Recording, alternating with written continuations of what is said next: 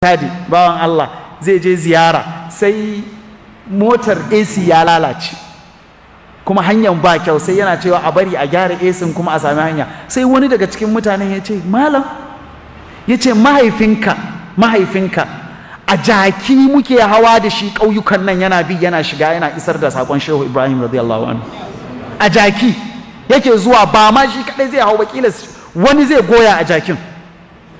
Ya ce wallahi kawai sai ya ji ya fita hayyacin shi, hali ya shiga cikin hali. Shi ga mota za a iya sauke glass ma amma ba AC, kaga wannan ba mabda wani. Ma'ana mota ina nufin ba mabda ba ce, saƙon zai iya isa ko babu ita. So abubuwa da yawa, mafi yawan ƙungiyoyi da an magana me kuke so za a ce a'a sai mana mota.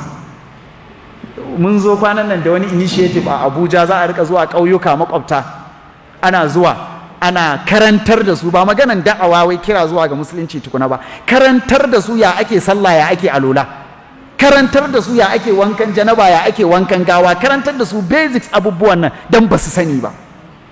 Muna yin magana da wani abokina, ana fara magana sai ya ce shi zai sai motan da za a fara zuwa. Ce za mu yi da mota, ba mota muke bukata, muna da motoci ba mota ba, kowannen mu cikin mu yana da mota.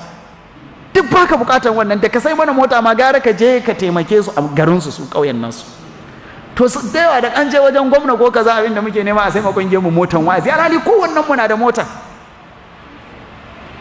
So dole mu gane menene mabda, abin da ba mabda bane a bar shi, a ɗauki mabda. In kana neman zai maka taimake ka, ya taimake ka cikin abubuwan da mabada ne. Ga yaran ku nan sun gama karatu ba aikin yi, ya samun masu aiki. Ga yara nan masu hazikai sun gama makaranta suna neman karatu, ya samun maɗari makaranta, tun mun yafe mashi sauran abubuwan. Ire-iren waɗannan abubuwan a takaici. Bayan nan